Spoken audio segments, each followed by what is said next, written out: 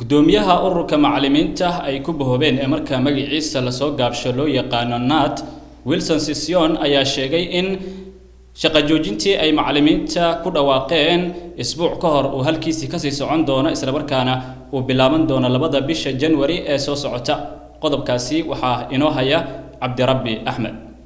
ururka macallimiinta dugsiyada sare ee dalka ee marka magacooda la soo gaabiyo loo yaqaano NAT ayaa ku adkaystay go'aanadii ku saabsanaa inay shaqo joojin sameyn doonaan 2 bisha Janaayo sanada cusub ee soo socda 2019 xogayaha guud ee ururka macallimiinta NAT Wilson Sisson warbaahinta la hadlay kadib markii ay kulan la yeesheen xubno ka tirsan wasiirka wasaaradda shaqaalaha dalkani uu soo xulay inay dhexdhexaadin ku sameeyaan guddiga adeega macallimiinta ee TSC iyo ururka NAT ayaa Sisson wuxuu sheegay inay shaqo joojinta sidii loo qorsheeyay ay wali tahay isla markaasna uusan jirin wax isbedelay waalidiinta dalka ayaa xogayaha waxa uu ku wargeliyay inay caruurtooda u naxeen xilligii imtixaanaadka qaran balse haatan ay tahay xilligii waalidiinta taageero buuxo muujin lahaayeen macallimiinta si kastaba ha ahaatee macallimiinta waddankani Kenya ayaa mar walba shaqo joojin ku hanjabo ayadoona inta badan xal laga gaaro shaqo joojinta ay ku dhawaaqaan Cabdirabbi Ahmed Cable TV